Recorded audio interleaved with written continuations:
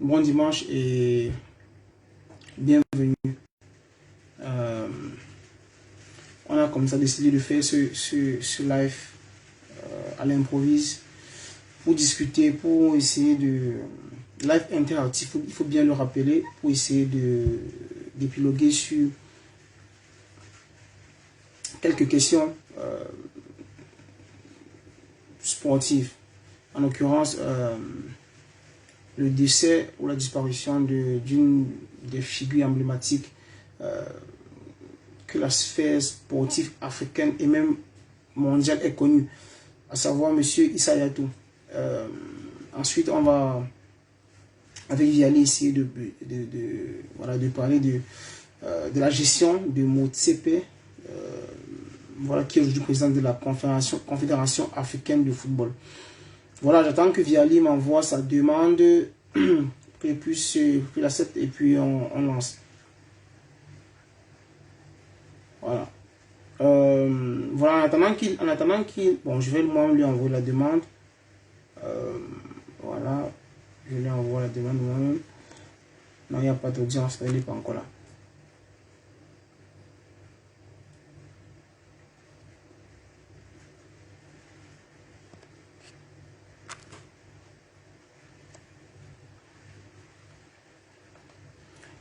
Bon, en attendant qu'il arrive, je vais en quelques mots essayer de parler de parler un peu de Issa Hayatou. Alors, il faut dire que Issa Hayatou, il faut dire qu'il est né le 9 août 1946 dans le nord du Cameroun, à Garoua. Et voilà, il vient d'une famille quand même qui était influente de la région du Nord Cameroun. Après, c'est un monsieur qui a été dans sa jeunesse un sportif polyvalent. Polyvalent parce qu'il a pratiqué les courses de demi-fond et aussi le basketball, entre autres, à son jeune âge. Et il a pris part à des compétitions nationales.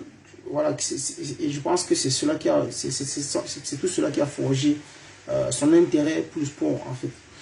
Ensuite, il faut dire que après sa carrière, il a vite fait la transition et il s'est orienté vers l'administration sportive. Et après cela, il a commencé à... Son intérêt pour l'administration sportive l'a amené à travailler dans le ministère de la jeunesse et des sports. Et c'est dans lequel il a gravi des échelons et il a, je pense qu'il a atteint le rang de directeur des sports, en fait. Donc, et c'est cette attraction, cet amour vers le sport qui a comme ça attiré son regard sur la scène continentale. Alors, de là, il devient en 1986 président, il est élu, hein, il faut dire, il est élu président de la Fédération camerounaise de football. Voilà, il faut dire que sous son règne, il a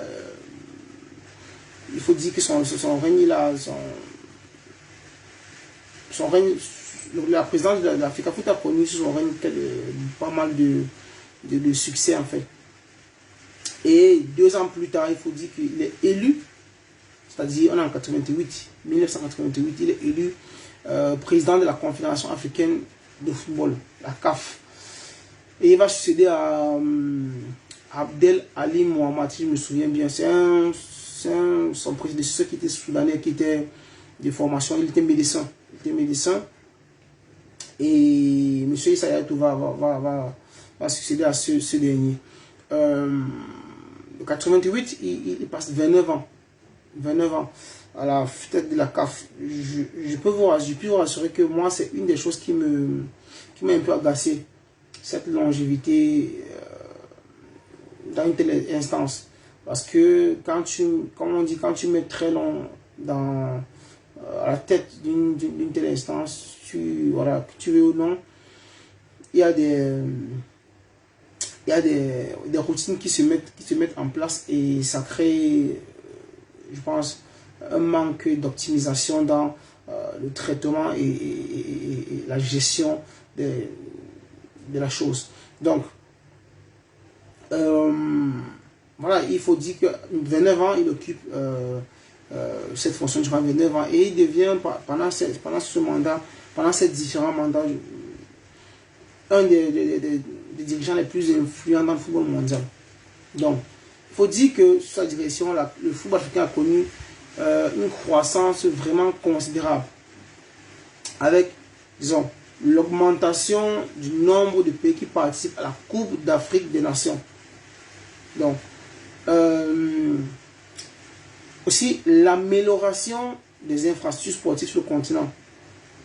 Donc, il faut dire que M. Issa Hayatou a carrément aussi joué un rôle quand même important, voire crucial, dans l'attribution de la Coupe du Monde 2010 en Afrique du Sud. Et c'était la première fois qu'un tel événement d'une envergure se déroule sur le terroir africain.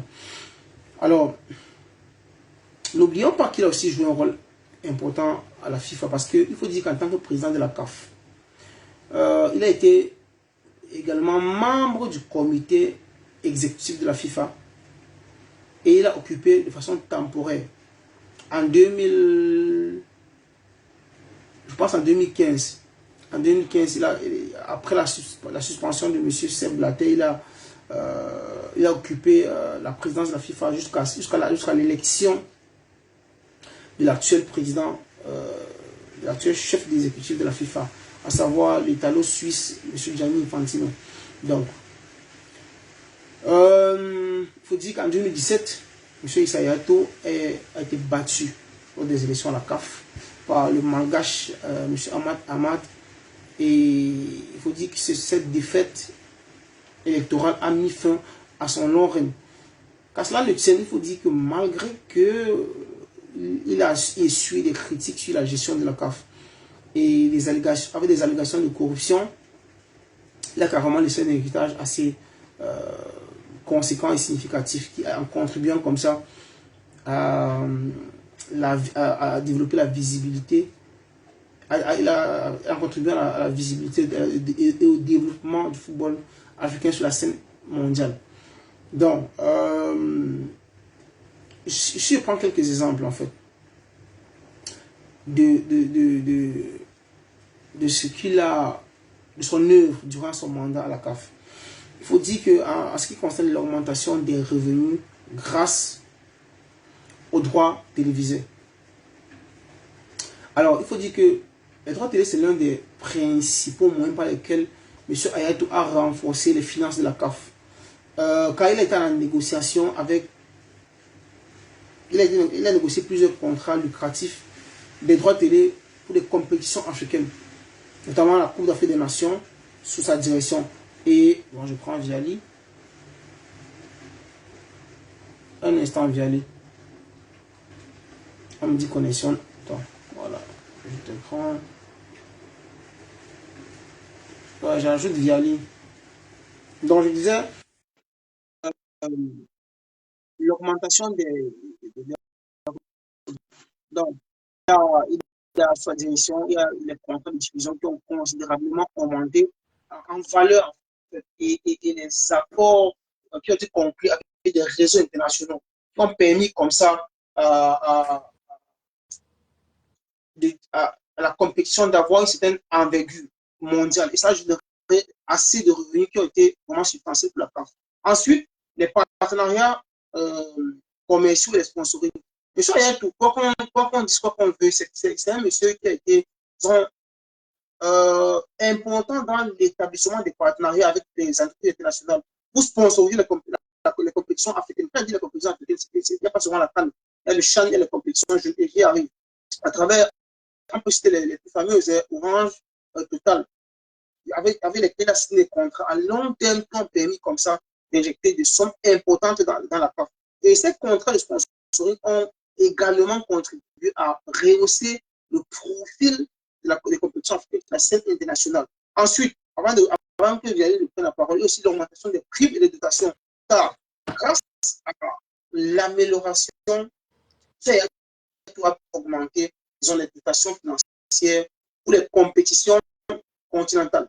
On peut noter notamment la CAN, aussi même la Champions africaine et la Champions africaine et les compétitions africaines en fait. Donc, après, il a aussi facilité la diversification des sources de revenus.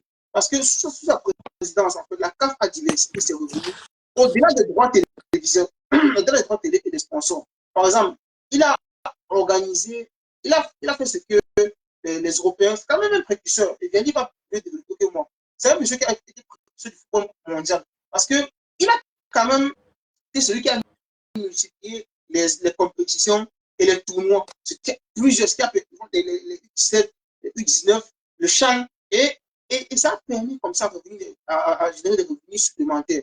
Donc, après, je pense que le point culminant de sa puissance a été l'organisation de la Coupe du Monde 2010 en Afrique. On en parle peu, mais il faut dire que l'un des moments les plus marquants de sa présidence a été l'attribution de la Coupe du Monde en terre africaine, qui était la première. Parce que il faut dire que cette organisation a mis en lumière le potentiel africain et qui a attiré davantage les investissements et les partenariats pour les compétitions africaines.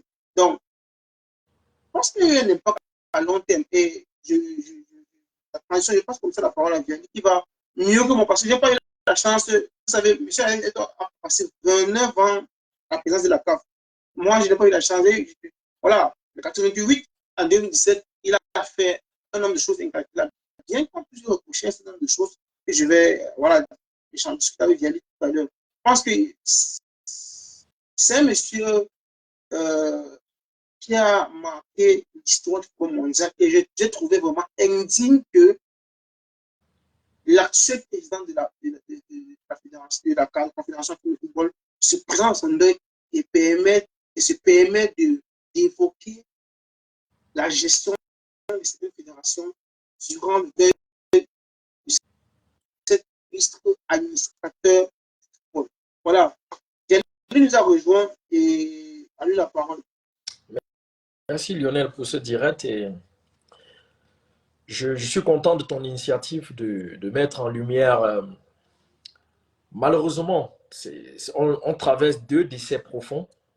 L'un de Landry Nguemo qui, j'ai pas de mots, c'est mon ami, c'est un proche en un mot, un vrai proche à moi, pour lequel je n'ai plus que dire, je n'ai plus que dire RIP jusqu'à maintenant parce que s'il faut, comme Alexandre disait hier, évoquer ce qu'on a vécu, ce sera trop long parce que c'est pratiquement quelqu'un qui a existé dans ma vie, dans ce qui est souvent considéré comme les meilleurs moments d'une vie, l'enfance et l'adolescence.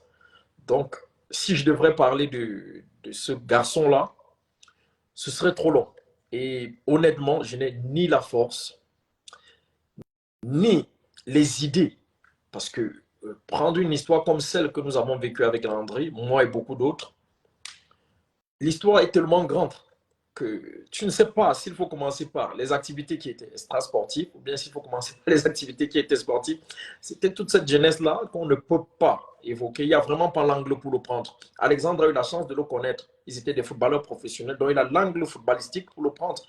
Moi, je pourrais parler 10 jours de Landry sans évoquer l'aspect footballistique parce que nous nous sommes connus au-delà de cela. C'était l'enfance, c'était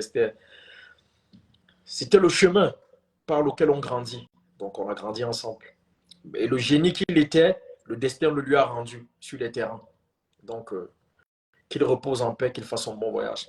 À côté de cela, on a dans la même fourchette de chronologie l'homme que j'ai considéré jusqu'aujourd'hui, après l'Égyptien Gamal à la CAF, comme étant le monstre incontesté de l'organisation du football africain. J'aime bien la citer Gamal parce qu'avant Gamal,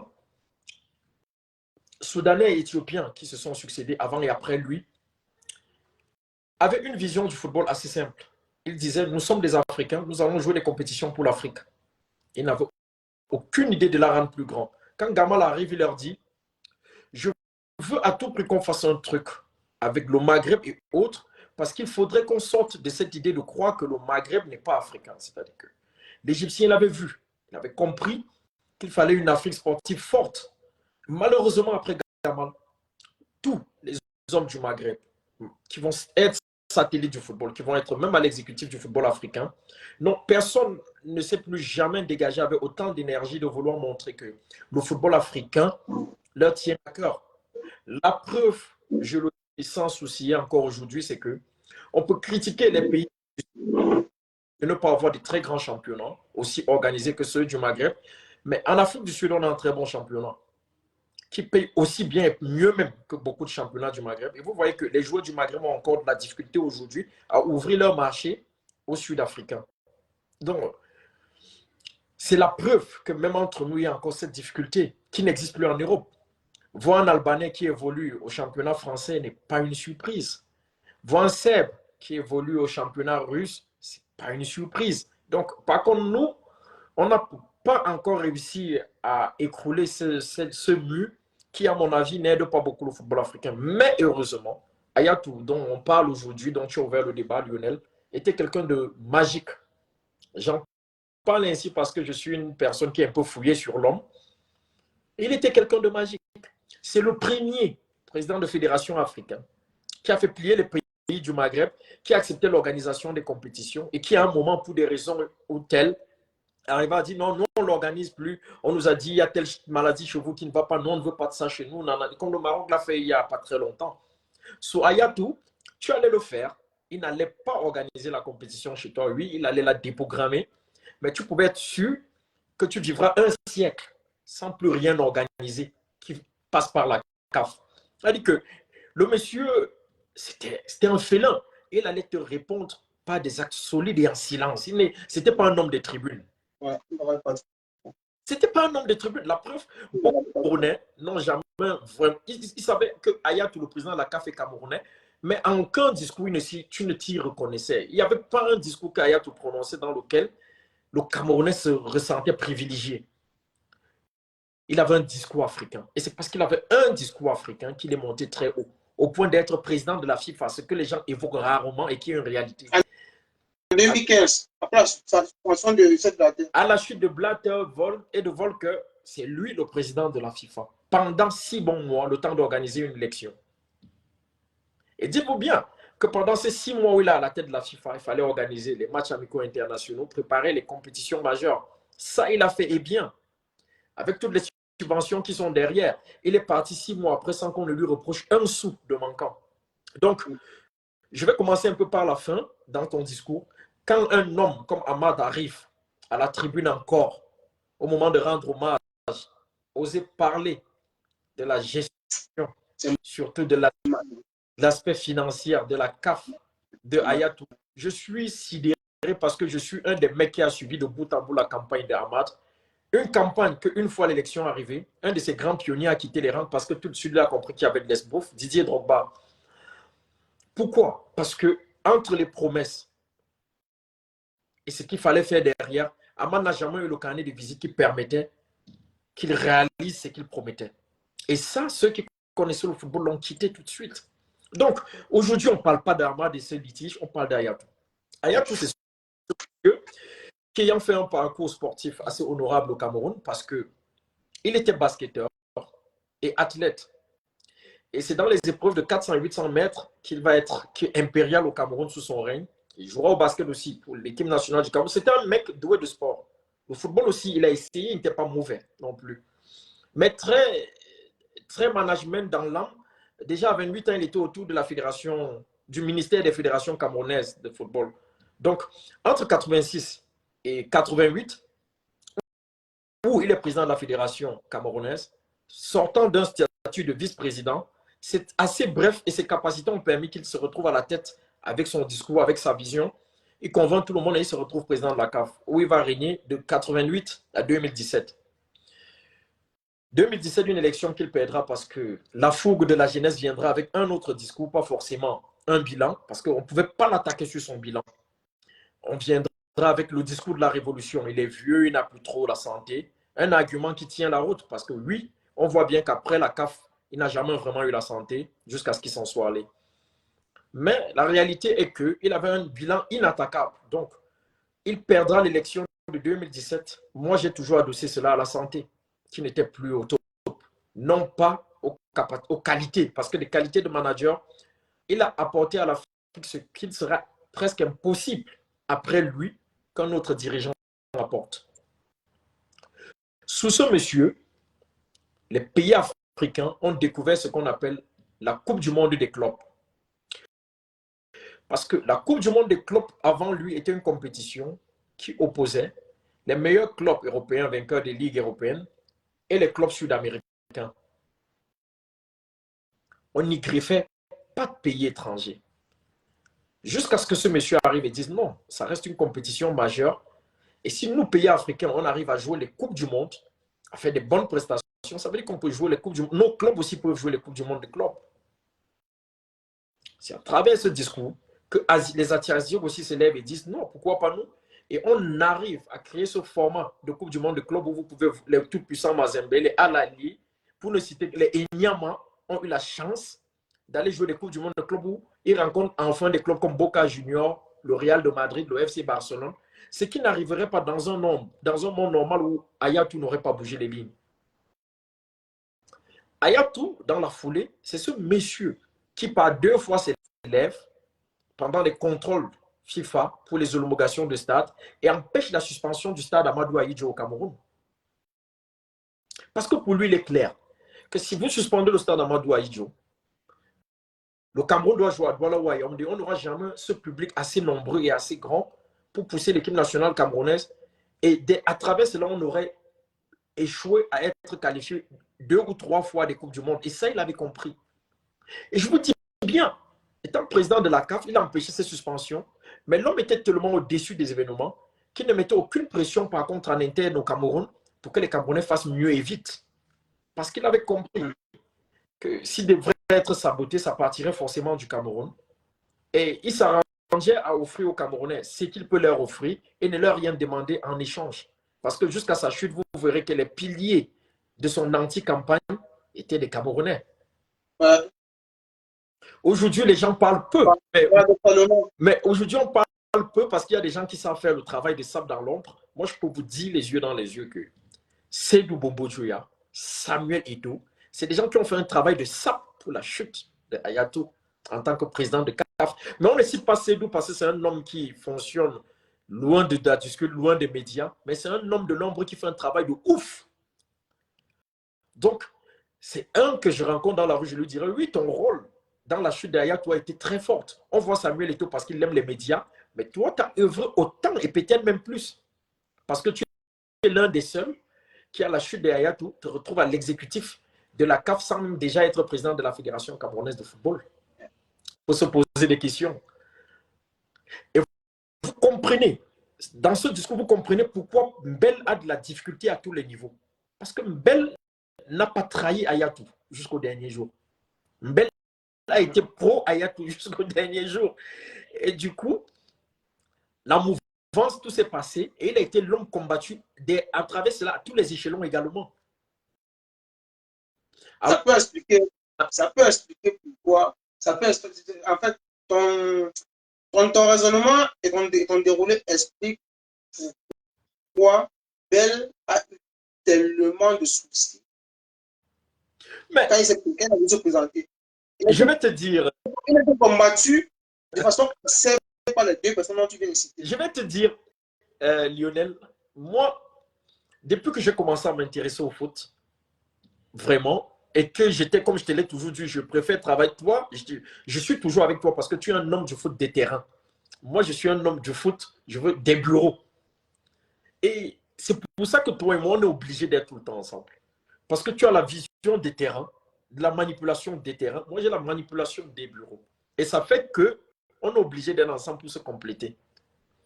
Complémentarité. Sauf que vous, la vue des terrains vous permet de voir des hommes qui parlent, qui font des discours. Ça ne vous permet pas de voir les qui mettent sur pied la chaîne qui aboutit au pupitre où on fait le discours. Et Seydou a toujours travaillé dans le registre des personnes de l'ombre dans le football au Cameroun. Tu vois? C'est des gens qui ont été très nocifs pour Hayatou, qui ont été des pro-Ahmad, qui ont après suivi, ont été des pro-Motsepe. Et Mbel, on peut tout reprocher à Mbel, mais Mbel est d'une fidélité dans ses relations incroyable.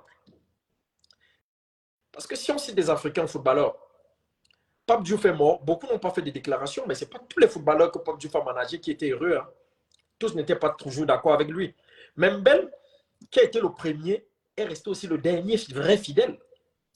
Donc, il faut comprendre que Mbel est tout ce qu'il est, tout ce qu'on peut dire, mais on ne peut pas reprocher à Mbel sa loyauté en amitié. Et il a su le rendre également à M. Hayatou jusqu'au dernier jour. Maintenant, tu te rends compte que Hayatou n'étant plus là, tous les combats sportifs de Mbel ont été piétinés, surtout par ceux qui désormais tenaient les rênes.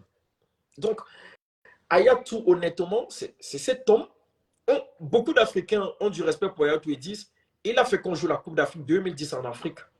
Mais moi, je dis non. La Coupe du Monde 2010 en Afrique du Sud. Moi, je dis non. Comparé aux choses que Hayatou a négociées pour l'Afrique, c'est rien. Ouais. Avant Hayatou, la cagnotte subvention Afrique était une cagnotte modeste. C'était une cagnotte où on disait bon, ça c'est pour l'Afrique. Sans débat. Hayatou était peiné parce que tu devais avoir des pays en Afrique comme le Cameroun, Nigeria, qui arrive à offrir beaucoup de professionnels au championnat européen, qui gagnent des ligues des champions, mais qui à côté, à l'heure de faire des subventions qu'on fait leur enveloppe, des pays CONCACAF qui devaient réunir États-Unis, Mexique, Canada, qui à cette époque-là n'avaient peut-être même pas un seul joueur sur le continent européen, sauf peut-être Valderrama et Asprilla, arrivaient à être mieux lotis, mieux considérés que les pays africains. Hayatou arrive et dit non, non.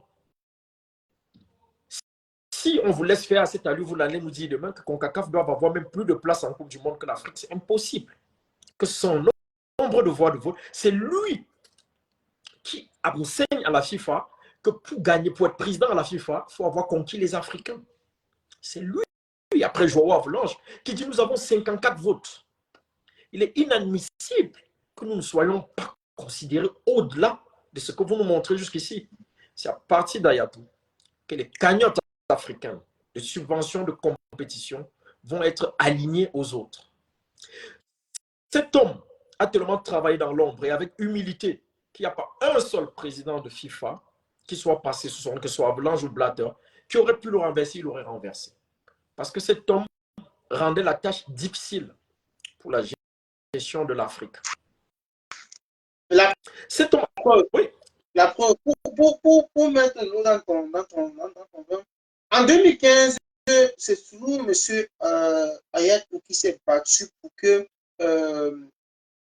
la dotation pour les pays qui participent à la campagne puisse être augmentée et jusqu'à ce que le vainqueur puisse gagner 1,5 million de dollars. Avant, c'était vraiment n'importe quoi. En fait.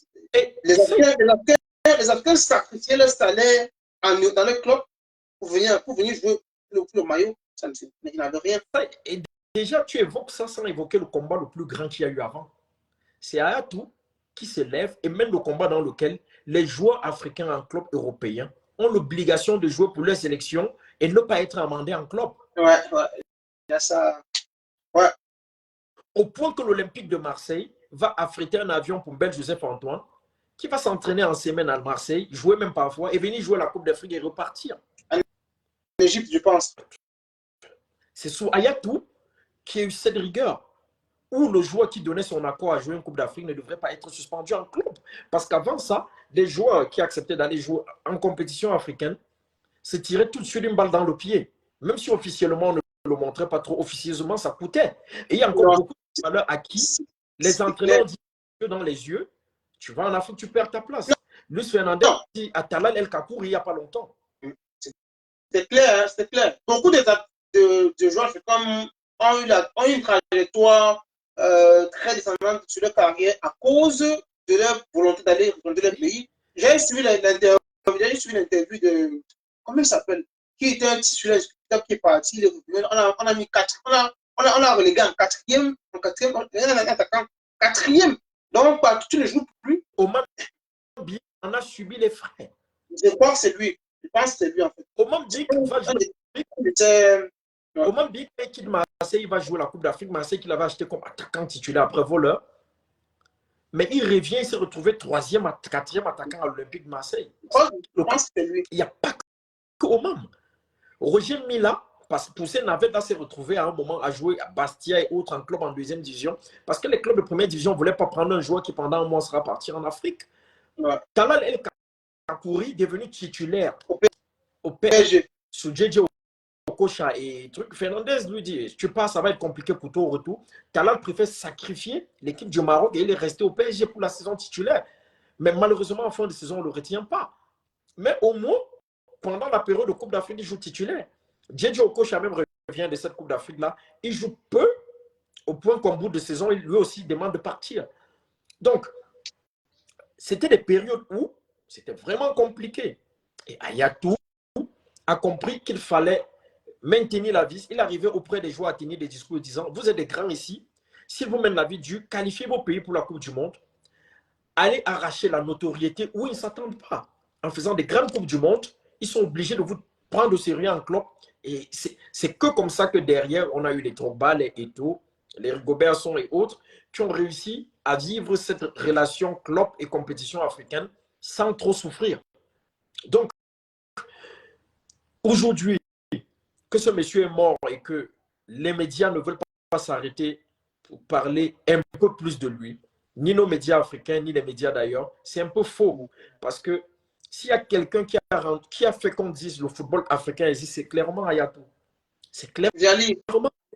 Quand tu dis les médias, je trouve avant même les médias, les premiers qui doivent faire amende honorable sur la mémoire de ce monsieur, ce sont d'abord les acteurs principaux, les protagonistes du football actuel.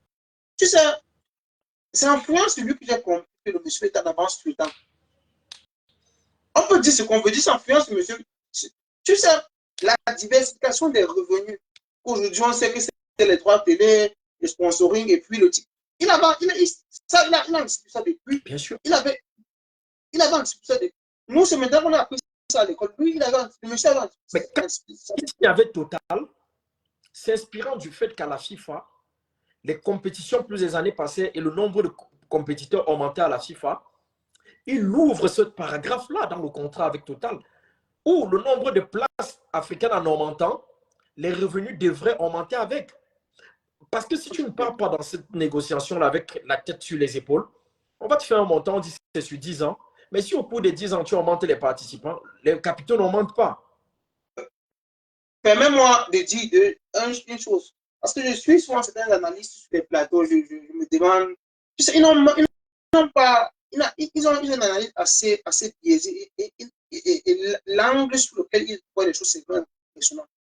Je vais te faire une réflexion.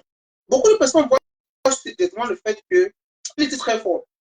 Très fort. Beaucoup de personnes voient le fait qu'il est signé Total, c'est toujours la France-Afrique. C'était faux. Je vais te dire quoi en fuyant les compris qu'il a signé Total. Parce qu'à ce moment, Total n'est pas la seule entreprise d'envergure internationale qui voulait s'arroger, qui voulait signer ce contrat. Pourquoi il a signé? Le monsieur sait que majoritairement les pays africains ont été colonisés par la France. 1. 2. Ça, c'est une entreprise française. Si on signe au Total, le nombre de personnes qui vont s'intéresser à la CAN et qui sont susceptibles de s'intéresser à la CAN sont les Français parce qu'ils ont un historique avec l'Afrique. Et ça va augmenter le nombre de personnes qui vont regarder la compétition.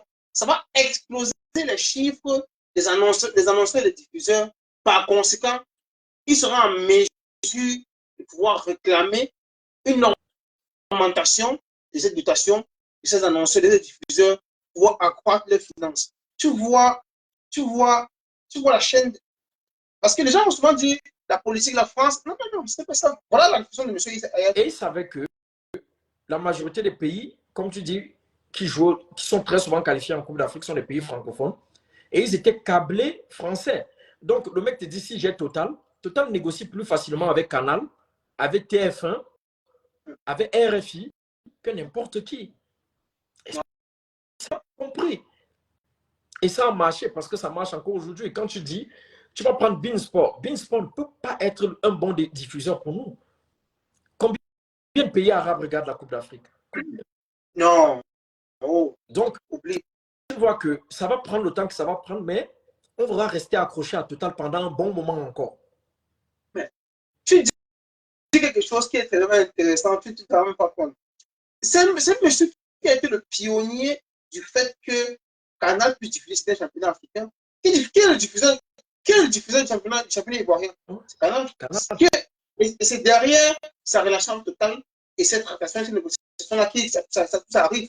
Et là, une des choses qui confirme que ce monsieur n'a jamais favorisé son pays, c'est le fait que quand on n'a jamais diffusé le championnat camerounais, il pouvait la pression pour que cela arrive. Bah écoute, il n'a jamais diffusé le championnat camerounais. Il a été très souvent médiateur même des discussions entre les fédérations arabes et la FIFA. Mais à aucun moment, il n'a voulu faire peser ces relations-là pour un abus de pouvoir ou quoi que ce soit. Quand tu dis ça aujourd'hui, et ça revient à ce que je te disais pendant la campagne d'Eto quand il disait « je vais faire gonfler les chiffres, tout. » J'ai dit aux gens que si les pays arabes, marocains par exemple, adossés à 2M, ont de la peine à vendre les images dans les pays du Golfe, c'est pas le Cameroun qui n'a même, où la TV n'arrive même pas à retransmettre 5 matchs de la saison. C'est pas nous. Tu vas vendre des matchs, tu vas t'appuyer sur quoi? Il est plus facile pour le Cameroun, Eto'o avec ses relations avec Total et autres, de discuter avec Canal de Bolloré qu'autre chose. Et c'est ça, c'est la stratégie. Mais tout comme tu dis, il avait compris tout ça. Il avait compris tout ça. Et je pense encore aujourd'hui que l'une des erreurs de Hayatou, c'est qu'à un moment, il n'a pas développé la science de combattre les ennemis directs. Il se contentait à dire, je vais bien travailler et chacun sera convaincu par mon travail. Parce qu'il aurait eu cette science de combattre les ennemis directs, de leur montrer qu'ils ont des limites et qu'ils ne doivent même pas se lever. Ça aurait été encore mieux. On n'aurait pas eu des gens comme Ahmad Ahmad qui sont venus être des réels farceurs dans le football. Ça aurait été qu'à un moment, il aurait tordu le bras aux gens comme Constant Omari qui sont restés si longtemps dans le sport et qui n'ont pas pu faire évoluer le football congolais d'un pas. Tu vois, toi, tu vois une des erreurs comme le manque de communication directe. Moi, je vois, tu sais, la longévité à un poste de responsabilité finit par donner raison à tes ennemis. Le seul, moi je te dis, je l'ai toujours dit, et le dirai depuis sur la page de l'œil, le seul reproche que je puisse faire à ce monsieur, c'est de n'avoir pas préparé dans son entourage un successeur signe qu'il pouvait lui, le dernier mandat qu'il a fait là, qui s'est présenté là. Parce que ça se voyait même sur le plan physique qu'il avait des soucis de santé, comme tu dis là. Moi, c'est le seul, parce que je me suis dit, disons ce qu'on veut, on est Camerounais. On va tout de suite faire la corrélation entre sa longévité et la longévité de notre président. On va dire les Camerounais adorent l'éternité. Voir et il ne veut plus quitter. Moi, je te dis, ce qui est sûr, tu as dit que tout à l'heure que c'est meilleur acteur que le Camerounais. Ça veut dire que c'est plus proche, fidèle. Pas Camerounais. Non, donc, du tout. Il aurait gagné en préparant, donc, en gagnant la confiance absolue d'un de ses fidèles et qu'il aurait présenté, on aurait dit, waouh, quelle grandeur d'esprit. Voilà un Camerounais qui se retire et qui pousse sa fille vers l'avant pour présenter une nouvelle figure. Parce que tu veux dire ce que tu veux. À un moment donné, même l'imagerie populaire en a marre de voir le même visage. Comme tu dis, là, travaille comme tu veux. C'est ça. Les petits sont très forts. Ils travaillent, à un moment donné, il se met en arrière, il pousse un de ces gars, il fait faire un mandat.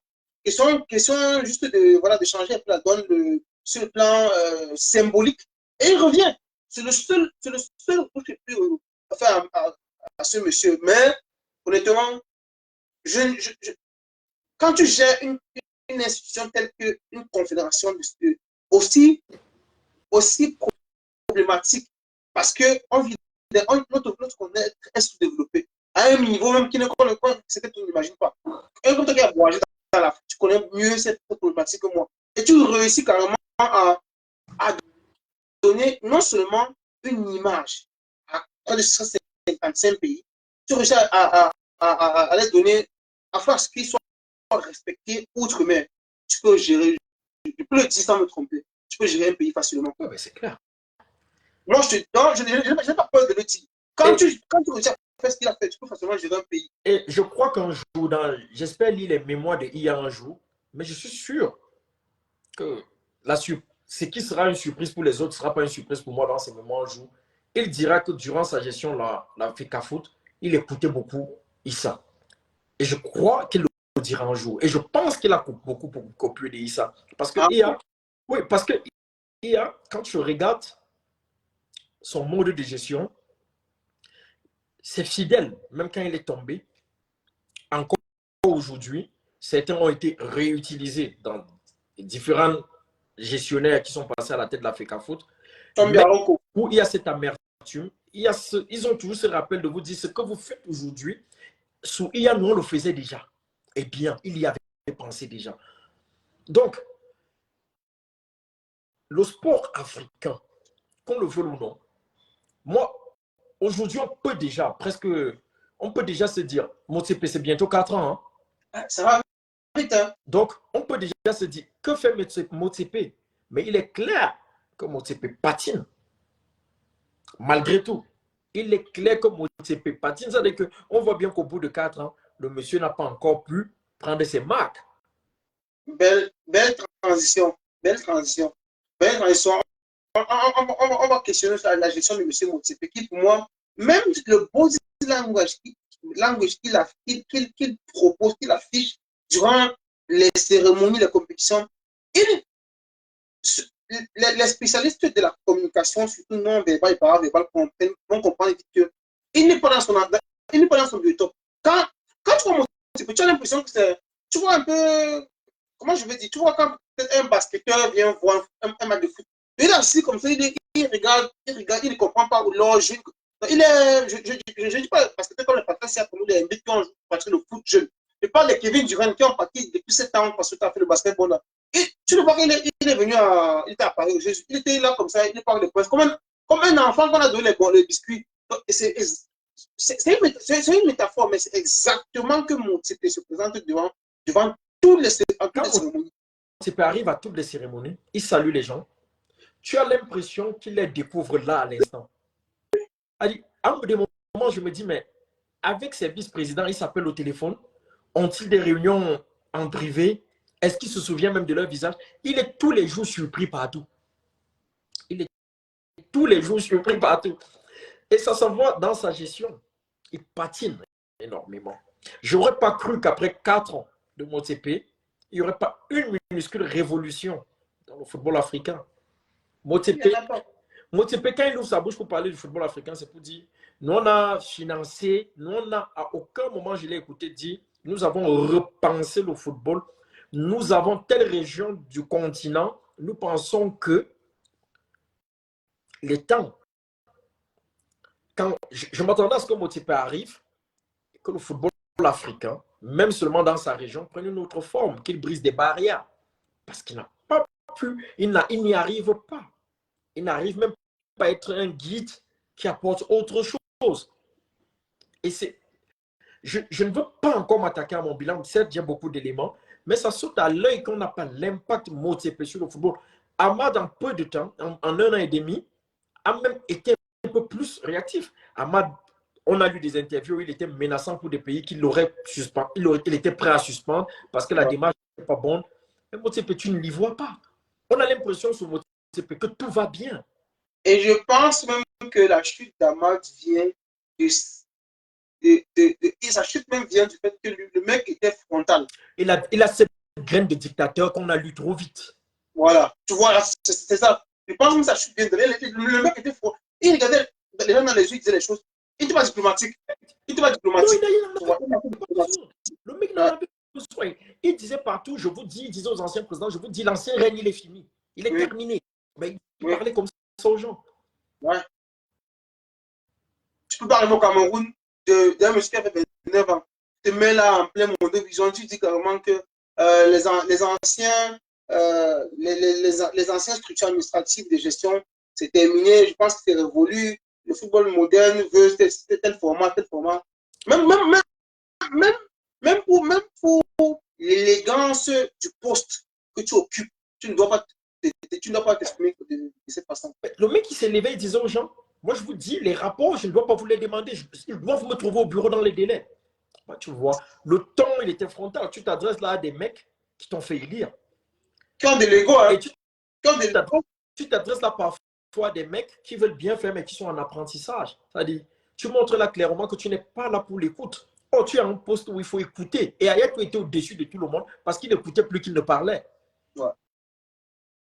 Allez, Aya, tu te laissais tellement parler que dans ton problème, tu donnais toi-même la solution. Et il te rappelait juste ta solution et c'était terminé. Mais l'une des rares interviews que j'ai jamais suivies de M. Ayatou au Cameroun, j'ai l'impression que le journaliste parle même plus que lui. Mais il a été. Et tu vois, Et pourtant, c'est lui qu'on interviewe. le prototype de IA. J'ai été en 2008 à la Ouais. CAN. Nous rencontrons IA très souvent après les matchs quand il venait saluer les mecs. Je tiens vraiment à ce que tu nous dises. Parce que moi, je suis très envieux. Parce que vous êtes nos aînés, vous avez connu des choses que nous, il faut beaucoup fouiller. Vous avez vécu des choses qu'il faut beaucoup fouiller pour nous connaître. Or, vous avez vécu ça. Vous avez touché, parce qu'on ne parle pas. Vous avez vécu ça. Si on reste dans la gestion stagnante, parce que moi, elle est stagnante, elle ne bouge pas, rien n'a bougé de l'actuel, qui est non seulement un intellectuel et qui est aussi un richissime homme d'affaires. Il n'a même pas été en mesure de proposer le modèle de gestion de son club en Le, Afrique. le problème Motsepe est quoi? C'est-à-dire que Motsepe, c'est un homme qui a fait fortune, qui a un club.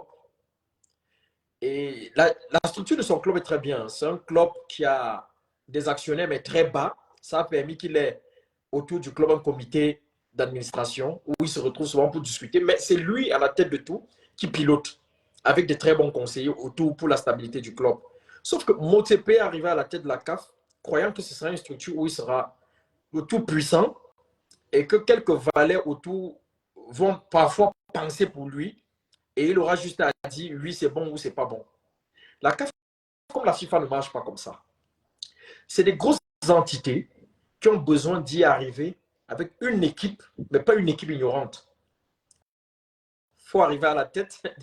Et c'est Infantino qui avait des rêves de FIFA. Derrière Platini, à l'UEFA était très intelligent. Il préparait un carnet d'adresses, il rencontrait des gens en privé. C'est pour ça que Platini a toujours dit c'est un salaud, parce qu'après, quand il arrive au sommet, Platini se rend compte que quand il prenait une décision et que Platini prend le téléphone pour appeler ces gens-là, les retours étaient très bons.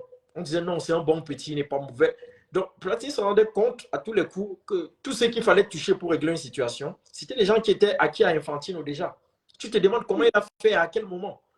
Donc le mec était ambitieux et il a supposé ses bases. Motsepe arrive en se disant je suis un homme puissant, je suis milliardaire, les gens viendront à moi. Non, on n'est pas dans cette structure-là.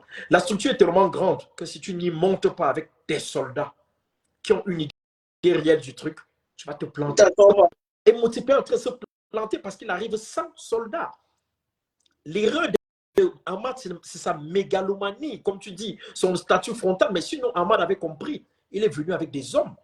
Parce que Ahmad, tu as Didier Drogba, tu as Samuel Eto'o, à qui à toi? C'est des gens que même devant n'importe quel fou en Afrique parlant football, ils disent oh stop, tout le monde s'arrête. Il avait des soldats crédibles. Mais tu vois que c'est Ahmad qui on a assisté à la renaissance annuelle et à la renaissance et l'annualité des rencontres de ce qu'il appelait les gens. C'était pour donner une place autour de lui à Dieu qui m'incitait à Drogba. Ce n'est que ça. Et c'est une arme. Parce que ça permettait aux gens de dire, moi, Ahmad, je vais reconnecter ceux qui ont joué au football avec ce sport-là dans leurs différents pays. C'est quelque chose de pas mauvais en soi, parce que toi et moi qui vivons en Europe, tu ne vas jamais compter 6 mois en Europe sans que l'UEFA ait organisé 1 ou 2, 3 événements où ils font venir minimum 5 anciens grands sportifs footballeurs pour montrer cette proximité entre l'institution dirigeante, le sportif et la population. Mais toi et moi, on peut le dire. On peut le dire sans nous avoir. On s'est rencontrés pour la première fois quelque part. Et ce jour, il y avait un international, un ex-international, le plus grand des deux. Je ne voulais pas, on peut le dire. Ouais. Il est venu, il nous a dit qu'il est venu ce jour parce qu'il ne faut pas être dans le vendredi qui suivait, le samedi qui suivait l'autre veillée. Oui. C'est pourquoi il avait été invité au Brésil. Tu vois? Tu te rends compte, il avait été invité au Brésil. Avec Yaya Banana, Yaya Banana fait ça, il est au Brésil aujourd'hui, il est installé là, il est là-bas. Tu peux comprendre. Toujours, ils essaient de réunir des... À chaque fois, ici, il y a des événements. Tu vois l'arrivée de Boban, tu trouves les Savicevic-Chenko, Shevchenko. Tout le temps, en Italie, c'est fréquent. On organise ces événements-là qui permettent à l'institution, les joueurs, les légendes, les ambitieux et le peuple rêveur de maintenir ce rapport. Et Amad était arrivé avec ça. Qui n'aimerait pas être à des événements où tu retrouves Eto'o, Yaya Touré, Roger Mila, Laurent Pokou et autres? Tout le monde voudrait être là. Ça a permis qu'il y ait un grand engouement autour de lui. Et son échec a fait quoi? Tu sais, quand il y a un échec, quand tu as l'échec de Pile, tu veux avoir face. Tu ne cherches pas à sauver Pile. Tu veux juste avoir face. Donc, tout le monde a dit, si on doit avoir la gestion d'un homme comme ça, mieux on a une gestion différente d'un milliardaire, on va voir ce que ça donne. Motsepe arrive pour être l'opposé de Amad dans les esprits de nous fans du football. On adopte Motsepe parce qu'on dit qu'il sera différent de Amad. Mais sauf que il est vraiment différent en tout. Il ne crée rien. Quand tu le vois, c'est à une compétition de Cannes. Tu le vois le lendemain, c'est un enterrement comme c'est lui où on était. Un événement qu'il crée pour synchroniser l'avènement sportif, il n'en a pas. Pourtant, il y en a tellement d'occasions en Afrique. Il y a des journées commémoratives dans des pays où des événements se sont passés. On a encore l'histoire du Libéria et autres. Quand ces journées commémoratives-là arrivent, c'est l'occasion, dans le monde du football, de faire passer quelque chose, un message avec les sportifs.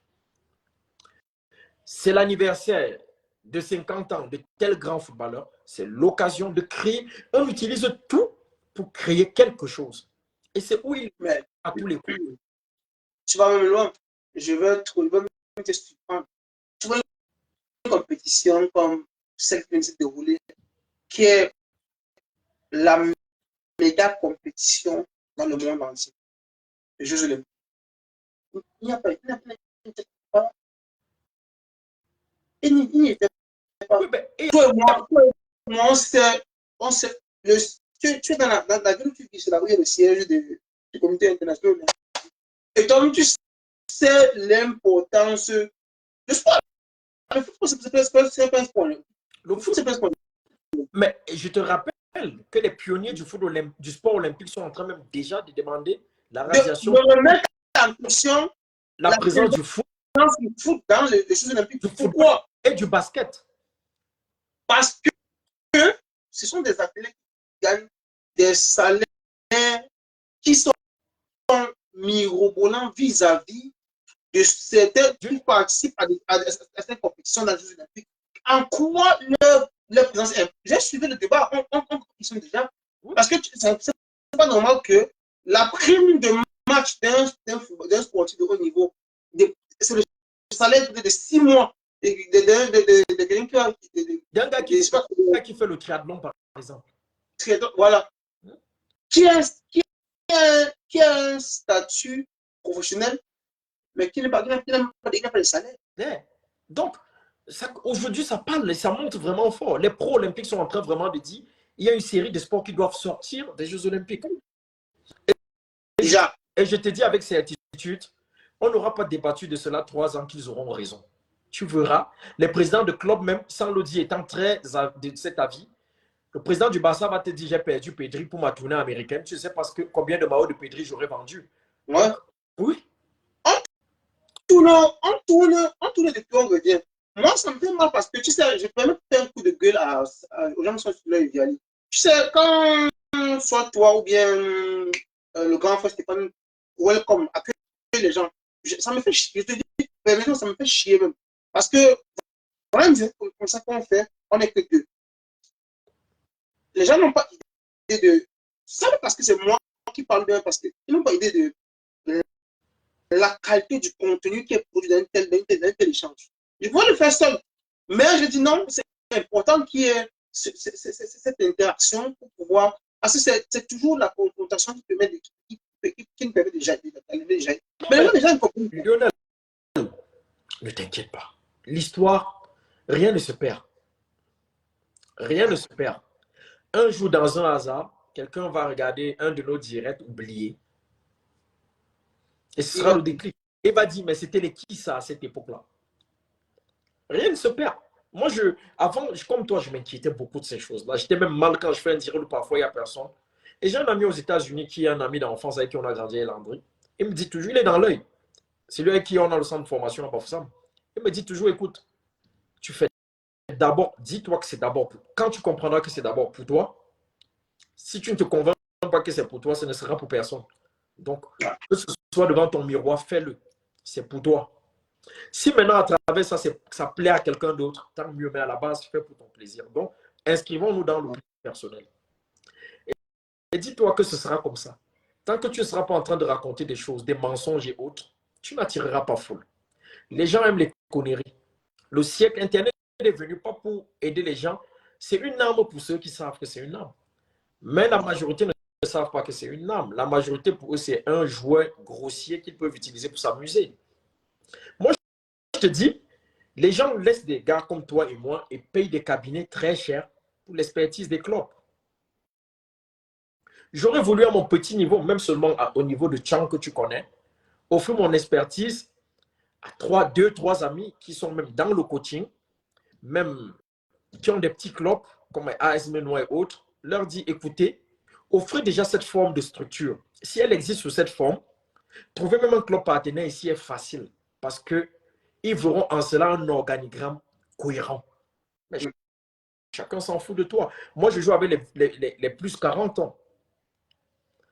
Même seulement les plus 40 ans là, si j'avais un club ami affilié avec les normes et que je mets en partenariat avec eux, recevoir seulement quelques ballons qu'on ne reçoit parfois ici de Décathlon parce qu'on a un club, tu peux envoyer 5 ballons tous les 6 mois, c'est quelque chose parce que c'est des bons ballons de match. avec les maillots même. Tu peux envoyer des choisures. Ouais. Disons même que les maillots, c'est toute une commande, c'est long. Mais tu peux être sûr que tu as une série de choisures tous les 3 mois qu'on t'offre pour entretenir ce petit club-là. Ouais.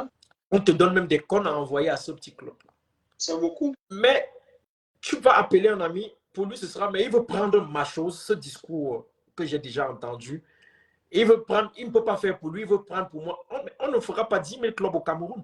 Déjà, moi, je critique Franck parce que si je rentre dans le football camerounais aujourd'hui, tout doit la réunir, tout le doit la réunir, n'aura pas plus de 4 centres de formation. Ouais. 4, c'est même. Ouais. Ouais, je vais diviser Douala en 4 zones. Chaque zone aura un centre de formation. Ça permettra à toutes les catégories d'exister. Ça permettra aux différents entraîneurs, chaque catégorie aura au moins 2 entraîneurs. Ça fait que dans chaque zone de Douala, j'aurais utilisé minimum 20 entraîneurs pour une valeur, pour une idée de football, pour une philosophie de football, qui au bout du bout pourront retrouver en fin d'année un centre à Yaoundé pour 2-3 semaines où on fait le bilan des meilleurs et on leur enseigne ce qu'on attend d'eux. Et je suis sûr qu'avec cette dynamique-là, le Cameroun sera constant, comme le Sénégal va devenir constant dans le football africain. Là. C'est aussi.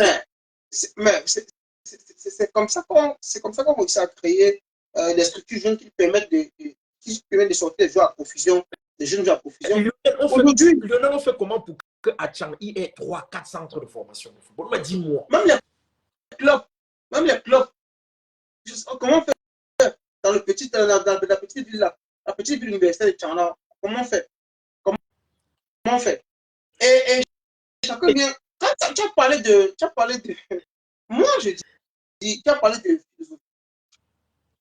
C'est malheureux que dans une ville comme Douala, je pense, la capitale.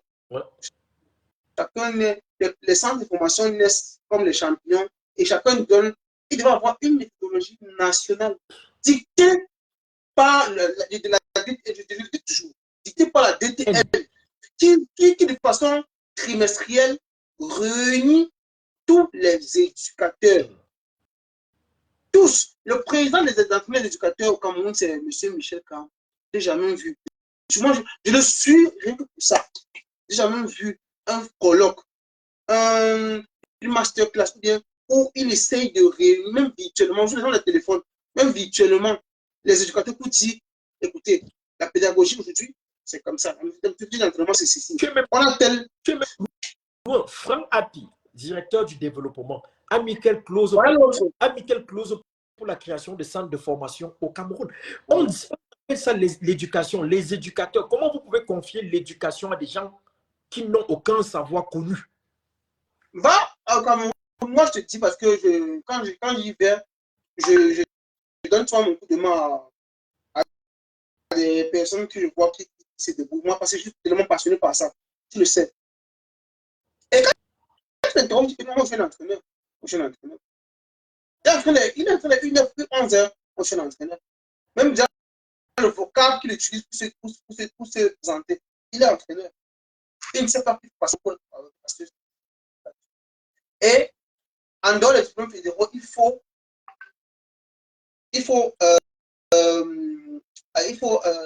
entraîneur, c'est à partir des U16. Pourquoi la U16? Parce que c'est à cet âge que se fait la spécialisation dans le foot. Mais les gens ne savent pas. Tout le monde dit que toi, c'est qui? Toi, c'est. Souvent, je reste comme ça. Je dis, même souvent pour Viali, je ne peux pas le laisser. Je ne peux pas fuir. Moi, je te dis, le consulting que les gars payent aujourd'hui à prix d'or dans nos pays, en Europe, c'est pour qu'on leur dise ce que toi et moi, qui venons même de là, savons, qu'on leur dise. Je vais dire aux jeunes, par exemple, attends, tu vas dire aux gars, j'ai vu le match amical pour les hommages de Landry. Je connais tous les terrains de la ville parce que j'ai joué sur tous les terrains.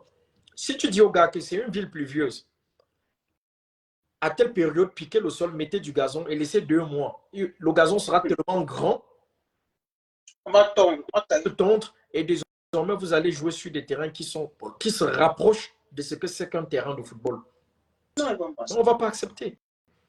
Moi, je te dis, je suis arrivé à Tion, au Sénagès, une équipe s'entraînait. Quand le vent est passé, la poussière qui se lève, on arrête de jouer pour se couvrir le visage. Mais tu iras demain faire des tests au Soudan du Sud, qui est pauvre, mais qui arrive à avoir des terrains de football. Il n'y a pas de poussière. On jouera sur du gazon, ça file, ça roule. Mais tu viens d'un pays équatorial, tu viens de la zone équatoriale. Comment tu n'as pas grandi sur un terrain gazonné, vivant dans une zone équatoriale, où il pleut, qu'il ne fait que chaud? Pourtant, en 2 mois, tu peux avoir du très bon gazon, tellement haut qu'il va falloir que tu appelles des gens pour qu'on t'envoie des tondeuses. Naturel, hein?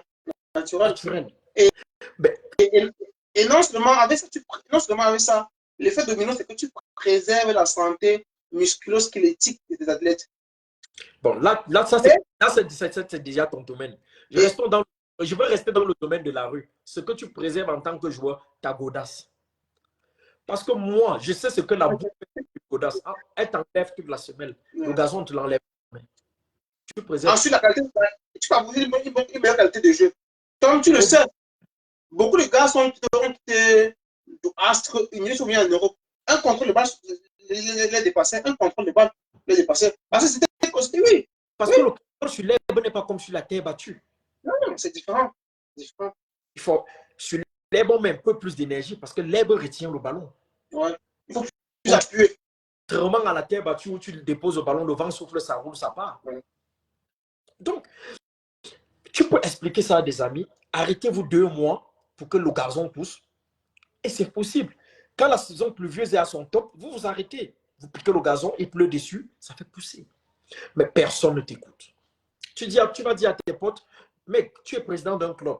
Un club, même si le siège n'existe pas, fais quand même un papier pour avoir un endroit qui a un siège où tu vous regroupez souvent, même une fois tous les 6 mois pour parler, Même si c'est chez toi, même si c'est chez toi. Comme tu le siège peut être ta demeure ou ton domicile. Il faut avoir une adresse email.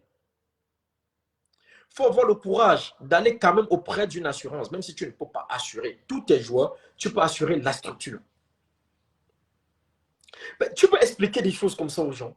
On ne comprend pas, on dit seulement, ah, vous êtes là-bas, vous ne nous envoyez rien. J'envoie, il n'y a pas, nous n'étant pas des producteurs de matériel sportif, on peut avoir par le biais des clubs, mais il faut que la structure existe. Diali, la connaissance que tu donnes est au-dessus du matériel sportif. Parce que cette connaissance, parce qu'imagine, tu es en Europe, non? Il y a ce qu'on appelle les villes jumelées, que les collectivités territoriales travaillent ensemble. Si ta collectivité territoriale ne présente pas un certain nombre de critères, on ne peut pas. C'est pas que les équipes. La relation doit être crédible. Oui. Quand on dit Ajax d'Amsterdam, Ajax de Cape Town en Afrique du Sud, il y a un lien étroit. Même ici, quand un club est vieillissant, quand le matériel, on doit le jeter, c'est tout un rapport pour dire le matériel tel, de telle date, étant usé de tel, on a réuni et on l'a amené à la déchetterie en telle date. Les gens déchargent. Ça veut dire que pour cette même sortie, si ça doit aller en Afrique, c'est précisé. Si ça ne doit même pas aller via le club et que c'est un joueur du club comme moi qui va récupérer le matériel, moi aussi, je dois décharger, avoir reçu ce matoche-là. Tout ça, c'est une procédure. Et les mecs voudraient que nous, leurs amis, on soit dans la dynamique d'acheter un ballon à 25 €, leur envoyer au Cameroun. Pourtant, à faire des choses simples, je peux t'envoyer 10 ballons sans avoir payé un seul. Bon, pourquoi est-ce que toutes les personnes connues œuvrer passent par les fondations? Voilà. Pourquoi? La deuxième salle de sport française quand elle a construit au Cameroun, bref, c'est pas sa fondation. Et lui me le dit. Pourquoi? Parce que la fondation, c'est un écran en fait, qui te permet de pouvoir acquérir du matériel à vil prix ou bien gratuitement. Et même l'acheminement vers ton pays de résidence. J'ai failli un jour ici expliquer comment un mec qui a un club à Tchang peut faire pour avoir même des très bonnes subventions faciles et directes. Après, je me suis retracté. J'ai dit non. Le savoir, là, on le partage plus comme ça. Non, c'est vrai. Hein. Après, pire, ils ne viennent pas vraiment vers moi demander. Non, je ne vends plus ça. Je ne mets plus ça dans l'air. Et toi, qui es dans le domaine, je vais t'expliquer un jour comment ça marche. Ça a l'air rigolo, mais c'est tellement puissant. Mais tu vas dire ça à un mec, il va s'y mettre, il ne va plus avoir la passion au sport. Non, j'ai compris. Le club où j'ai entraîné en semaine dernière, il y a un monsieur, un Ivoirien qui est là, qui a mis sa structure en place. Il a une école à Abidjan. On va toi que le matériel que le club ici, qui est du club, et que même les parents lui donnent, ce n'est même plus seulement l'affaire de sport. Hein. Ils disent les objets et tout qu'on lui donne parce que son truc est crédit à Abidjan. Et il n'est même pas là, il ne passe même pas souvent là-bas. Il n'est pas souvent là-bas. Je te dis, c'est pourquoi. Les accords sont déjà là. Quand il y a déjà des accords, tout va comme, c'est comme un train qui va d'une ville à l'autre. Les deux gars existent déjà et le chemin de fer est là. Donc, comme on disait, Lionel, tu vois, on n'a pas toujours le temps, malheureusement, mais il faut que les gars comprennent que ceux qui peuvent leur dire la vérité, même si ce sera un tiers de la vérité, pour ce qu'ils veulent faire, ce sera nous. Même si ce n'est pas ce qu'ils veulent entendre, il faut bien préciser ça. Parce qu'ils veulent tous voir que tu leur dis ce qu'ils veulent entendre. Tu sais ce que Dwayne Wade, le basketteur américain, disait hier? Il a dit en 92, en NBA, tu avais maximum 5 étrangers à travers le monde qui jouent en NBA. Et ça faisait que l'équipe américaine écrasait tout le monde, écart de 100 points par match. Il dit, derniers Jeux Olympiques, il y avait 68 non-américains qui jouent en NBA, qui étaient aux Jeux Olympiques. 68. Il dit, vous voyez donc que c'est clair désormais que les États-Unis, pour gagner le basket, vont être obligés de bosser très, très dur. Il dit, comptez 68, combien d'équipes ça fait?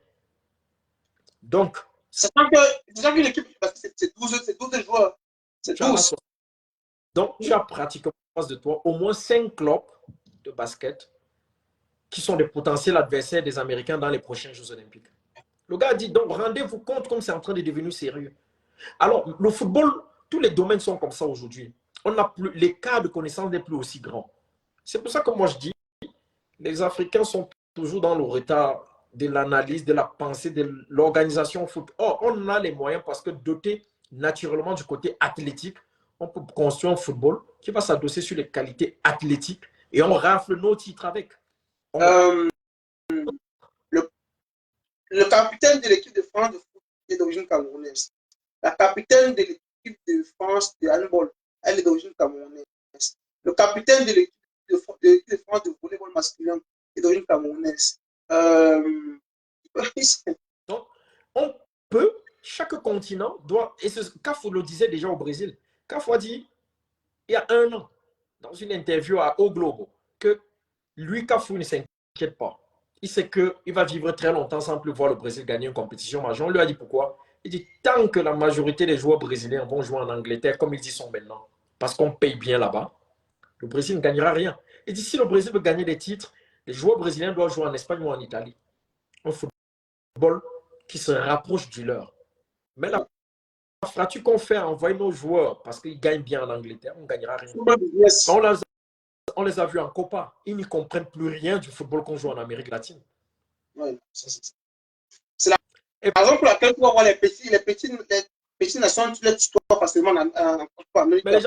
Facilement. Les gens sont étonnés que les Argentins gagnent la Copa América depuis un moment. Mais ils ont les joueurs qui les jouent en Espagne et ils ont toute l'Amérique latine avec leurs joueurs. Quand on te prend un gars qui ne joue pas en Europe, en équipe d'Argentine, le gars joue au championnat brésilien. Au Chili. Au Chili, pareil. Il joue au Chili.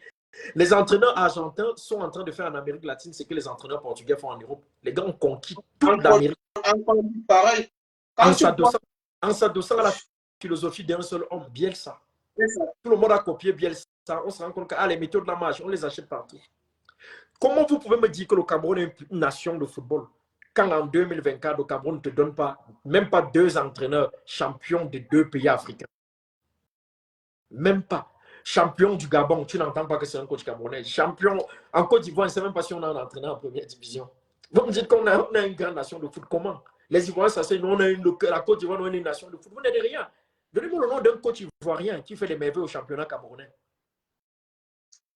On devient une grande nation quand on produit déjà les meilleurs entraîneurs qui, à travers eux, produisent les meilleurs éducateurs qui posent les bases du meilleur football. C'est linéaire. Non, c'est même ça, c'est là. Ça, c'est même. Lionel, je vais sur un truc. Tu as vu les montants de transfert cette année? Je t'avais dit quoi? Que bientôt, personne ne va plus casser la caisse. Le plus gros montant de contrat cette année a été 62 millions d'euros. C'est fini. On est reparti pour quelques temps pour qu'un joueur dépasse 30 millions d'ici 5 ans encore. S'il te plaît, les plus gros montants, c'est vers l'Arabie Saoudite. Il n'y a que eux qui payent ça. Les plus gros, l'Angleterre a décidé que ce n'est plus ça. Tu as vu? En Angleterre, Manchester United te prend 2 joueurs du Bayern de Munich à 80 millions. C'est du champ. 2 gros joueurs. 2 internationaux, Mazraoui et c'est pas. Et quand tu penses que Lenny Yoro, qu'on a pris à 62 millions, ça discute encore fort maintenant, on dit mais pourquoi? Pour quelle raison? Après on met bon, il a 18 ans, il y a une marge. Il a signé pour 10 ans, il y a le temps. Tu divises 62 millions pour 10 ans, tu dis 10 millions, tu dis ok. Ça ben, est-ce que tu vois qu'on est en train de revenir aux valeurs des joueurs qu'il y a quelque temps? C'est fini la caisse. Non, c'est fini. Donc, les transferts de Neymar et de Mbappé, là, ça ne va plus exister, c'est fini. C'est fini. Il n'y a plus. Mais Pérez vous a dit, pour que le score remonte, vous devez accepter la Super League. Vous ne l'acceptez pas. On va revenir jusqu'à être aux valeurs où les footballeurs finissaient leur carrière. Ils étaient des hommes modestes dans la société qu'on parle au passé. Et à côté, oui, donc il faut qu'on se rende compte que, et pendant ce temps, autour du football, les sports montent. Le golf est en train de monter terriblement. Le golf qui était que pour des riches est en train de s'ouvrir à la classe moyenne. Les gens commencent en Europe, beaucoup de pays commencent à adopter le football américain, qui a un effectif de plus de 30 joueurs. Donc, tu auras des gars qui jouent au football américain en Europe et qui gagnent peut-être les 10 000 € le mois. Le football, à un moment, va chuter. Ça ne sera plus le sport populaire le plus aimé de... Voilà. Parce que ceux qui assistaient financièrement beaucoup dans le foot vont mettre aussi ailleurs. Naturellement, il y aura moins de capitaux dans le foot bientôt.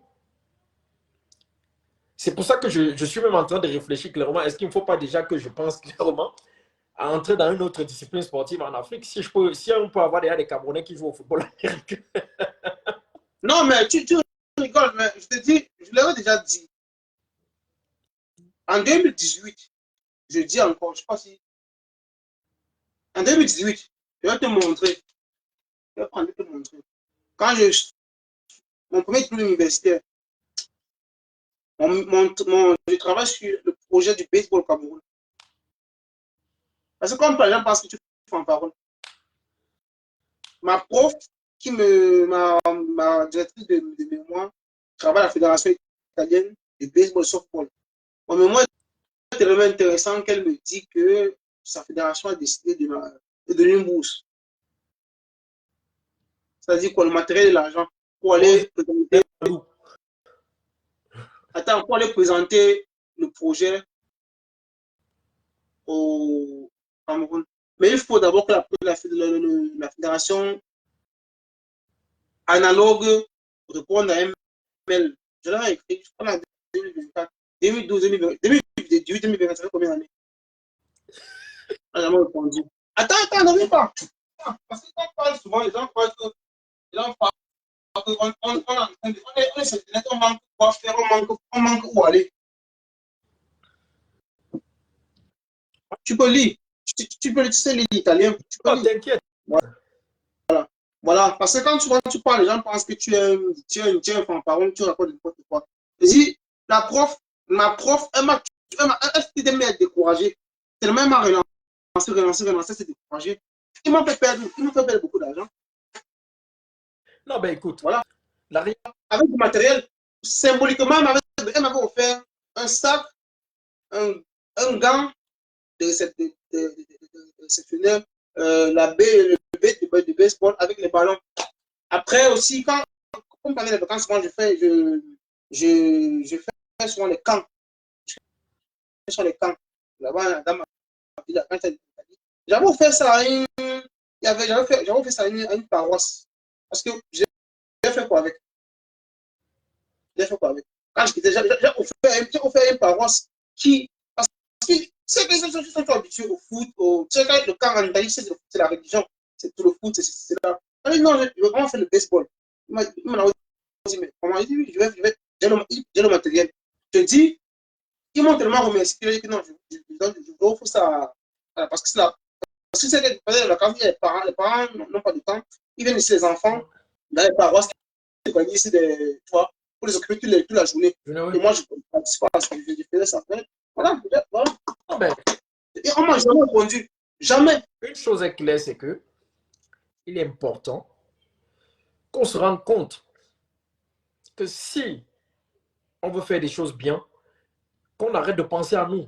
Parce que en Europe, tu vas voir un monsieur qui a un projet de construction d'un pont qui va prendre 8 ans, et lui-même ingénieur, il a 70 ans, 67 ans. C'est-à-dire qu'entre la date du début du projet jusqu'à sa livraison, le mec, il aura peut-être 75 ans, 76 ans. Il ne va même peut-être jamais traverser ce pont-là, mais il est en train de s'époumoner à bâtir le meilleur pont possible pour ceux qui viendront après lui. Il faudrait qu'on nous entraîne à comprendre qu'il n'y a pas que nous. Et si on veut que demain soit mieux, on doit faire bien aujourd'hui. On doit faire bien aujourd'hui. Moi, ça me fait clairement mal qu'on soit encore dans des... Quand je vois encore des débats qu'on tient aujourd'hui en Afrique, qui sont des débats qui n'existent plus ailleurs. On n'a pas joué le championnat parce que l'ONIE n'a pas donné le terrain et tout et tout. Tu te rends compte qu'il n'y a clairement pas des rencontres entre la fédération, les présidents des clubs et le ministère pour savoir qui doit faire quoi, qui ne doit pas faire quoi, qui est à sa place, qui n'est pas à sa place. C'est-à-dire que les gens vivent tellement égoïstes que personne ne veut être dans le compromis qui permet de mettre tout le monde à l'aise. On discute pour des terrains où on ne joue pas et quand demain on mourra, les stades resteront toujours vides. Pourquoi donc ne pas trouver le meilleur discours, le meilleur consensus pour y jouer? Alors, donc Tu vois, c'est des étapes qu'il va falloir qu'on franchisse. Et ça va être long. Parce qu'on est dans un pays où rien n'est régulé en Afrique, où même s'il y a un monsieur avec son terrain de 3 hectares qu'il a acheté, il monte un petit terrain avec un petit gradin, il va rentrer en duel avec l'État sur le repartage des recettes. L'État ne se rendra même pas compte que parce qu'il est propriétaire de ce stade-là, il va être majoritaire dans les recettes. C'est des choses qu'on ne sait même pas comment ça marche. Et personne s'y intéresse. Il y a un homme de tes mémoires fortuné, je crois que sa région, ça va faire polémique, qui avait voulu construire, tu connais qui avait voulu construire un grand stade chez lui. Et il voulait faire ce qu'on appelle partenariat public-privé. Bien sûr. Les PPP. Et voilà, s'occuper de la gestion du stade pendant 10 ans après remettre à l'État. Pour la dignité, monsieur. Pourtant, c'est le minimum. Je bâtis mon cadre et vous le louez, ou je le gère et je sais comment je le gère au bout d'un moment. Vous le récupérez. Les prisons aux États-Unis, ce n'est pas l'État qui construit les prisons. Les citoyens qui construisent les prisons et qui ont un mode de gestion dessus qui est harmonisé par l'État. Donc, il est important. Moi, je te dis, j'ai baissé le rythme dans les directs parce que j'ai envie qu'on fasse bien. Mais le pire, c'est que quand c'est toi qui vas vers des gens pour leur offrir ce savoir, ils ne le prennent pas bien. Au moins, on est prêt, toi et moi, on est prêt à offrir, mais on voudrait même que les gens viennent vers nous pour demander comment ça marche. Tu regardes des vidéos encore aujourd'hui, tu vois les préparations de début de saison des clubs au Cameroun. Tout le monde fait la même chose. On commence un championnat où il n'y a pas de pesée, il n'y a rien. Donc, le coach vient seulement dire, on fait 10 tours de stade. Il ne sait pas qui a besoin de charge physique ou pas, qui a besoin de cardio ou pas. Rien. On croit que tu auras toujours la même chose. Le monitoring. Tu vois qu'on est encore à ce niveau-là et on est surpris qu'un mec, certains mecs n'arrivent pas à jouer 10 matchs parce qu'il a très vite mal au genou, il a très vite mal au chien. Écoute, Vianney, pourquoi est-ce que tu as fait l'Afrique de l'Ouest, Sénégal, Mali, Guinée, Ghana, tout ça. Les mecs, il y a une ruée de ces jeunes dans les championnats autrichiens, 17 ans, 18 ans. Chez nous, on voit les gars qui ont déjà des expériences en Ligue 1 venir faire les 2 semaines de test en Europe. 2 semaines. J'ai dit 2 semaines. Ça surprend les gens. Je te rappelle que j'étais au Ghana quand des petits signaient en Norvège, Suède et autres sans voyager. C'est-à-dire que le scout le découvre au Ghana, on le suit 2-3 semaines, l'émissaire arrive avec le contrat, le parent du petit, on discute, on signe tout. On ouvre son compte au Ghana, son premier virement, le club fait, ça arrive au Ghana, on paye son billet d'avion, il voyage, il rentre avec les émissaires, et en laissant déjà au quartier ses écharpes du club et tout et tout. Il vous donne des maillots sans dorsal parce que c'est parfois là-bas qu'on arrive, en fonction de l'organigramme du club, on lui donne un dorsal. Mais sinon, au quartier, ses amis ont déjà les maillots quand il part, parce qu'il est joueur du club déjà. N'ayant joué qu'au Ghana, il n'a pas encore foulé la pelouse là-bas. Mais le club l'achète sans souci. Alors, donc, quand j'entends chez nous, on a encore au niveau, quelqu'un allait faire les tests, ça mousse, moi, ça me fait rire. Moi, j'ai vu des Ghanéens signer dans des clubs étrangers au Ghana. Ils ne voyagent pas dans l'avion, pas qu'elle allait au pays. On les faisait signer, donc le papa n'avait même pas besoin, la maman n'avait pas besoin de bouger. On se faisait signer sur place. Parce que c'est tellement structuré. Parce que ce gars qui signe peut-être à 18 ans, il est déjà allé en Europe 6 fois avec le centre de formation jouer des tournois. On sait qu'il pourra faire. On sait qu'il pourra faire. Mais voilà il avait pensé avec son partenaire avec Mayence en Allemagne. Il ramène les enfants constamment. Hein. Et ça salue. Les gars vont faire le tournoi d'Hambourg de l'année dernière, son équipe était là. Ils ont joué leurs 6 matchs, ils rentrent. Ceux qui tapent dans l'œil, on dit bravo. Il a quel âge? 14 ans, pas de souci, il rentre. Il fait 1 an et demi, il revient, il a 16 ans. Il refait un bon tournoi, on le signe. Il fait 8 mois au centre de formation, 17 ans, 1 mois, équipe première. S'il est bon, il est bon. Il sort, il est prêt. Après Mayence, après le temps que Mayence a vendu à Osbourg, à Fribourg, à 7 millions, 8 millions d'euros. Retour sur investissement après 10%. Donc, Et Bansé blesse le petit. On sait qu'entre 16 ans et 17 ans, il apprend, il fait les cours de langue et tout et tout. Il arrive en équipe première, il s'exprime déjà, on n'a pas besoin de traducteur pour lui et tout et tout. Équipe première, il est bon, il est bon.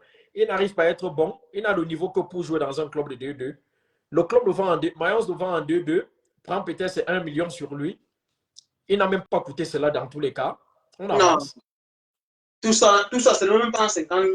Ça c'est même pas 150, 200 000. Et donc, Tout ce qu'on a fait là, c'est même pas 200 000 euros. Et quand tu la première vente, on met encore une clause de 30% à la revente dessus. Donc, si le petit paille brille là-bas et qui doit coûter 10 millions, on encaisse encore 3 millions sans effort. Donc, c'est tellement... Non, mais Henri, tu vois, je reste comme ça, je parle seul et puis je me demande pourquoi c'est nous qui sommes dans cette dynamique-là. Et je me souviens très bien quand tu as commencé pendant les élections du tout, tu avais bien précisé. Il ne va ramener aucun argent pour vous payer, on vous dit là. Il n'y a pas. Il n'y a pas. Avec exemple l'appui, Beckham, le Barça, tout ça. On dit que non, tu es jaloux. Mais je dis, quand toi et moi on dit ça, les gens disent qu'on est jaloux, ils ne comprennent pas. Toi et moi, voilà Dani Olmo. Avec son arrivée, on n'a pas pu signer Nico. Parce qu'il va falloir renflouer les caisses pour que la signature de Olmo passe pour jouer le championnat. Parce que le Barça manque. Il y a le passage quand tu balances, il te passe sur la match. On est en train de chercher l'argent qu'on va verser à la fédération, les 80 millions, pour couvrir cette zone-là, pour que Olmo entre sous les fiches de match. Barcelone cherche 80 millions. Barcelone. On dit Barcelone. Tu me dis que tu vas amener au championnat camerounais qui n'est pas regardé au Tchad. Tu vas ramener des sponsors. Tu le prends où? Voilà Beckham, qui est l'un des sportifs qui a la plus belle image. Il allait faire la courbe là-bas en mois de novembre pour avoir un peu de sous pour aller injecter dans le de Miami. Image là-bas pour 10 ans. 10 ans. Il voulait 170 millions d'euros, non? Les Qataris ont dit, il n'y a pas de problème. C'est là. Tu donnes quoi en échange? 10 ans, son image, 10 millions, c'est là. On lui a donné l'argent, le club est lancé, non, il n'y a pas de problème. Sauf que nous, on veut faire la publicité d'un repas, on t'invite, tu viens, t'assois, tu es Beckham, fais notre pub. Après, lui a laissé, il a compris qu'il faut prendre. Mais les gars, parlent de quoi? On est en train de... L'arrivée de Messi n'est pas anodine là-bas. Il veut Messi comme investisseur. C'est parce que c'est chaud. C'est chaud. Parce que c'est chaud. Messi a des parts dans le club et tout ce qu'il ramène là, ça permet qu'on refinance le club et on le maintient à flot. Sinon, c'est cool. Donc, tu vois, Beckham, comme il est aussi intelligent, il dit, OK, j'utilise quelqu'un qui va ramener des sous en étant utile en même temps. Pourquoi on n'entre pas dans la spirale des dettes? C'est la raison pour laquelle il a ramené ses amis, les Busquets, les Alba, tout ça. Il sait que la présence de ces gars va ramener les rockstars. Tu as vu un gars comme Gigi Khaled qui jamais allé dans un stade de football et aller voir Messi jouer. Gigi Khaled, tu parles des Drake qui ont avoir le Canada pour venir le voir Messi jouer. Messi était blessé récemment. Ils avaient un match à Toronto. Ils ne pouvaient pas aller parce qu'il était blessé. Le communiqué du club de Toronto a fait un communiqué, renvoyé des courriers à tous les abonnés pour dire nous sommes désolés, Messi est blessé. On arrangera ça avec le tournoi de pré-saison. Donc, du coup, il va se remettre. Si en pré-saison, on va trouver le moyen d'organiser un match où on invite Messi pour venir compenser ça. Ce n'est pas de la blague. Et tu sais pourquoi? Parce que l'arrivée de Messi, les clubs sont cotisés pour aider Miami à pouvoir gérer tout l'aspect économico-financier dans son empire. Toute la Ligue, toute la MLS. Tout le monde. Et quand tu vois le Bayern de Munich qui est en fin de saison, dans ses bénéfices, repartage une partie des bénéfices dans les ligues inférieures. C'est pas de gaieté de cœur, c'est des stratégies qui permettent aux autres d'exister et de rester compétitifs. Et ça leur permet de se maintenir en tant que bon club. Ça leur permet, parce que les clubs sont compétitifs, de revendre plus cher leur image en ligue et ainsi de suite. Nous, on est focalisé à avoir des choses tout de suite, on ne voit rien loin. Et c'est pour ça qu'on a des clubs pauvres. C'est pour ça que moi, j'ai dit, je ne cotise pas 100 francs pour l'Aigle de Tchang, tel que je vois leur philosophie où ils ont. Parce que ça reste encore... Des gens, ils travaillent pour leur plaisir. Tu ne vois personne en train de se mettre dans un projet futuriste. Avec autant de terrain à Tchang, On est incapable d'aller voir le chef Balevin, le chef Banso, le chef Photo, pour demander une zone où l'Aigle va s'entraîner en catimini. L'Aigle doit devenir un club exclusif. Oui. Au point que les enfants de Tchang, quand on dit l'Aigle en match, ils vont au stade parce qu'ils ne connaissent même pas les joueurs de l'Aigle. Ouais. C'est aussi une stratégie non, pour pouvoir augmenter son bassin. Comment dire, le bassin du ça. Le bassin de supporters. Bien sûr. C'est ça. Ils sont là. Même ils s'entraînent, n'importe qui peut venir voir comment ils s'entraînent. N'importe qui là-haut, son agence. Tout le monde connaît. Les joueurs traînent les pieds en ville, ils demandent les demi de billets aux gens. Ça ne devrait pas être ça. Le joueur de l'Aigle devait lui-même rêver de jouer le match au Sénagès. Oui. Le propre joueur de l'Aigle, dont tu signes à l'Aigle, jouer un match dans l'entre du Sénagès doit être ton rêve. Mais c'est son camp d'entraînement. C'est où il s'assoit, il s'entraîne sur la canne, il jette des épluchés au sol. Tu me dis qu'il. Il y a plus ce côté. Tu vois, qu'est-ce qu'il fait de Manchester United un gros club? C'est ultra fort. Quand les gars s'entraînent à Carrington, leur rêve, c'est qu'il faut que je la plus de confort. Il faut entrer à Old Trafford au théâtre du rêve. Oui. Il doit mourir ici, là, à Carrington, pour entrer là-bas. C'est comme ça. Après, quand tu. Voilà. Ça, c'est des stratégies que toi et moi, on est ici, on explique, mais c'est autre chose. C'est ce qu'eux, ils payent très cher pour qu'on les vende. Il va falloir qu'à un moment, toi et moi aussi, les gens nous contactent avec un peu de respect, sortis du regard qui disent ah, c'est Lionel, ah, c'est Viali. Non, oui, c'est vrai, c'est toujours nous, mais c'est plus la même chose, gars. Derrière, on a fait un petit sacrifice. Pas un peu, hein. C'est pas un petit sacrifice, hein. Pour produire un truc comme ça, c'est comme une nuit blanche. Les professeurs, les présidents te disent que monsieur, tant que c'est pas comme ça, je ne veux pas, tant que c'est pas comme ça, je ne veux pas. Moi, je te dis, je travaille sur les choses de l'aime. Je travaille sur les choses de l'aime. Après ceci, le travail est fait sur les choses de l'aime. Le patron m'a mis au travail. Et je peux le dire à mon groupe, ça m'a permis de gagner un prix universitaire, un prix que j'allais récupérer la Fédération italienne de volley. Donc, il y a ces réalités du monde du football où, que les gens le veulent ou non, il y a un côté football qui est loin des terrains et qui est très puissant.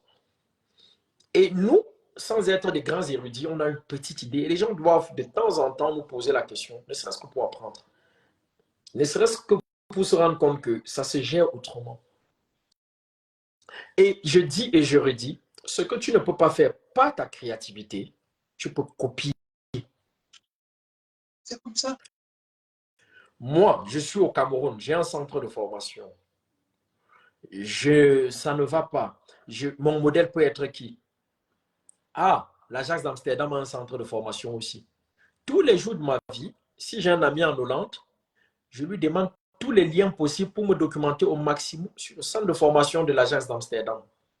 Il me donne le nom d'un entraîneur qui a été là-bas de telle période à telle période. Je lui fais un email. Tu lui fais un mail. On commence à coopérer. Il m'enseigne des petites choses qu'il peut enseigner. J'applique ça à mon centre de formation. C'est aussi simple que ça. Je vais être président de club. Bon, comme je ne serai jamais grand comme le Real de Madrid de Florentino Pérez, il existe quand même un homme en France, à Lens, Gervais Martel, qui est un grand passionné. C'était qui Gervais Martel? Tu vas sur Facebook, YouTube, partout. Tu essaies de connaître l'homme. Comment il a fonctionné? Tu apprends. Tu ne seras peut-être pas comme lui, mais tu ne seras pas pire. Tu seras au-dessus de la mêlée.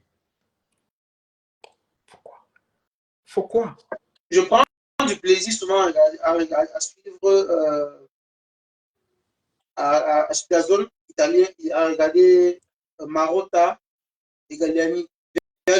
Quand tu suis le documentaire des deux messieurs-là, pas plus tard qu'il y a 2 jours, je prends Anouda, qui est un agent FIFA, qui est le pionnier de la filière brésilienne au Shakhtar Donetsk.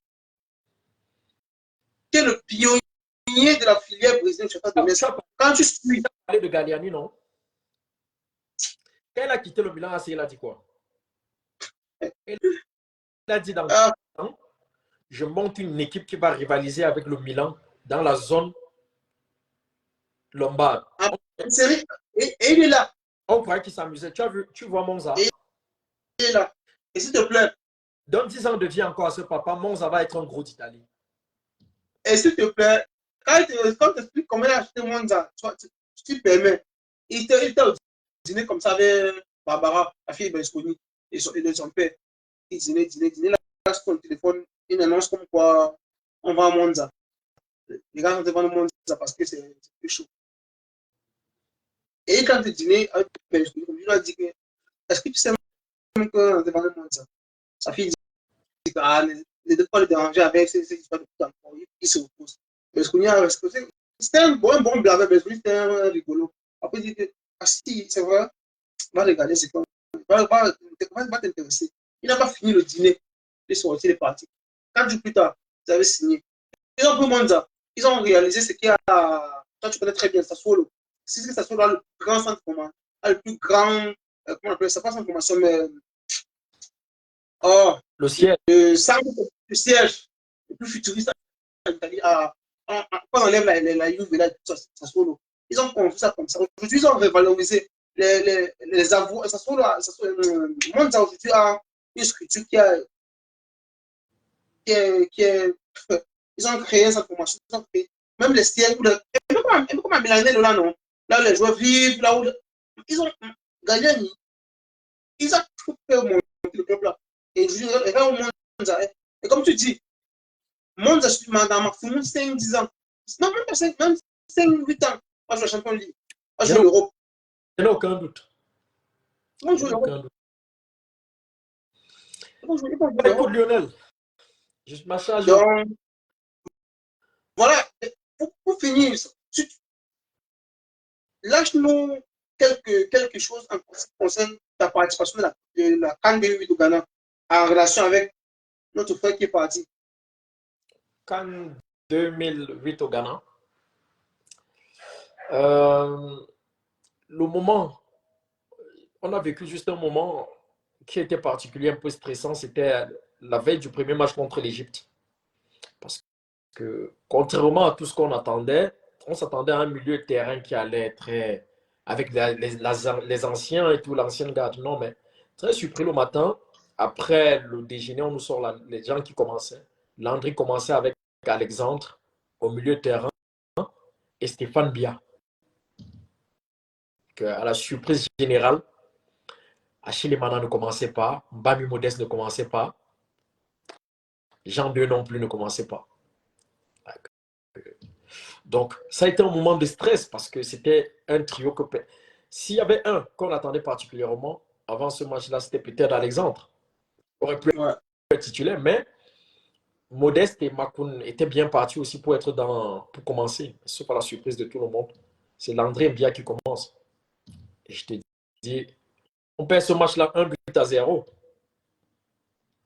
Et je crois que ça a été le match où Landry, durant cette CAN-là, c'est le plus donné physiquement. Parce que tu devais affronter Ahmed Hassan au milieu du terrain et Abou Trika. Et c'était lui dans ce trio-là qui était le véritable défensif. Parce que Alexandre a toujours été un peu sentinelle dans un rôle de sortie de balle, mais pas forcément dans le rôle du pitbull qui va chercher les ballons. Et Landry était connu pour ça. On savait qu'il avait un cardio. Donc je pense que c'est le match que j'ai partagé avec lui. On s'est vu avant le match et on s'est vu après le match. Ça se voyait qu'il avait tout donné. C'est le match, je l'ai vu jouer en tant qu'international 2 matchs au Togo et des matchs de la CAN. Donc ça, c'était le premier match qui était dans une compétition purement officielle. Parce que le match amical qu'on partage ensemble au Togo, c'est amical. Mais à Accra, c'était la compétition. Moi, je te dis, j'ai jamais vu Landry courir autant. Moi qui le connaissais particulièrement. Et les Égyptiens, c'est comme s'ils connaissaient déjà le tiki-taka. Je dis, Ahmed Hassan et Abou Trika, ils perdaient par le ballon. Mais je n'ai jamais vu Landry courir autant. Tellement il a couru qu'en fin de match, il a un ballon, il a, je crois, 18 mètres du goal.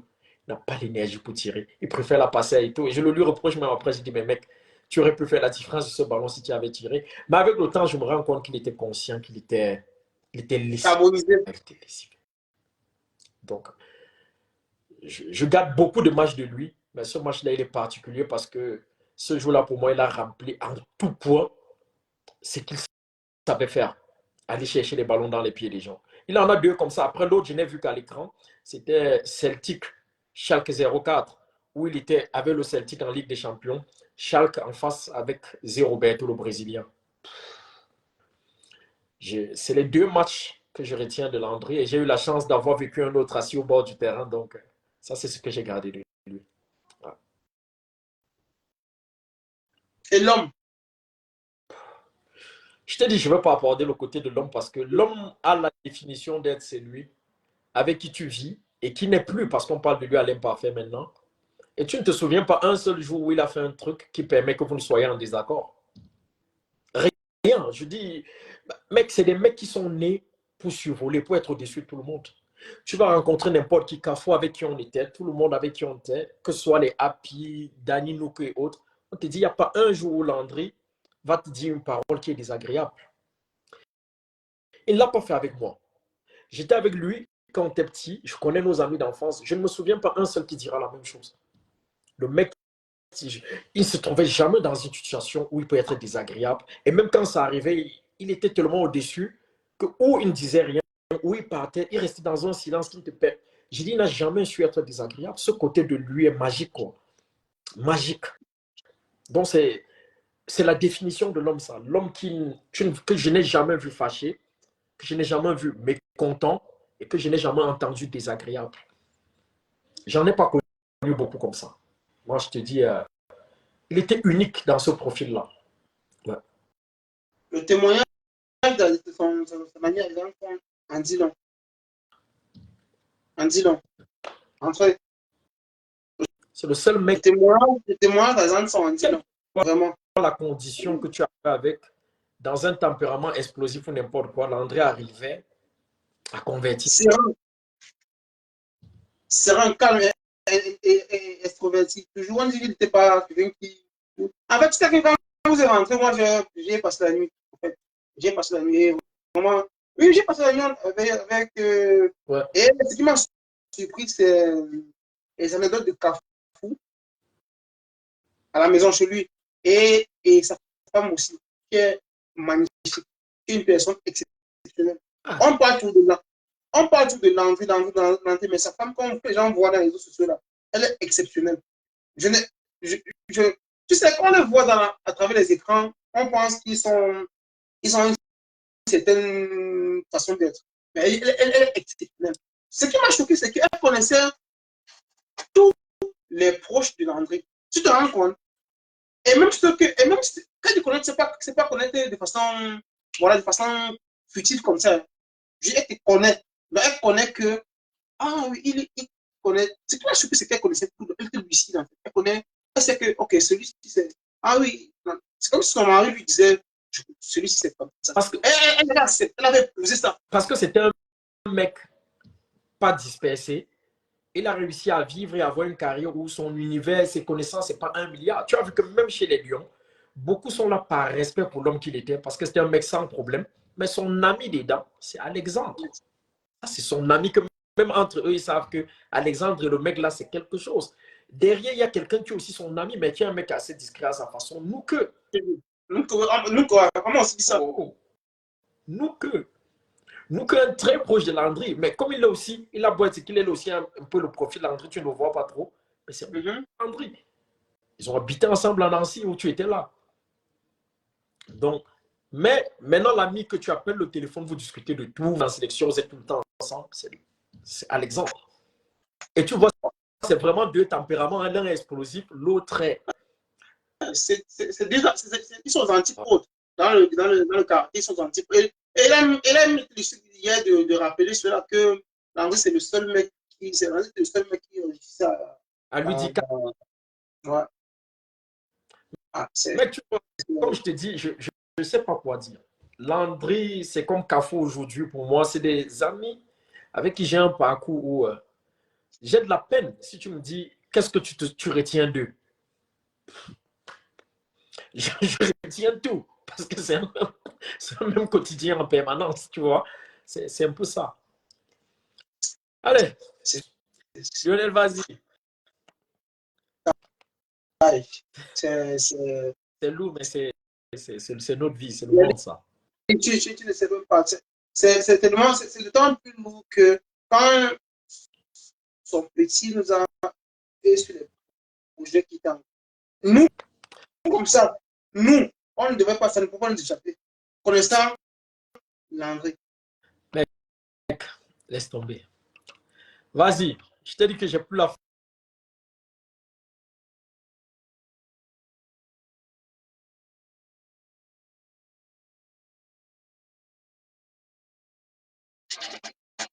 J'ai pas la. Voilà, on va arrêter. On va, on va, on va arrêter. Merci pour ce que vous écoutez et puis bon dimanche à tous.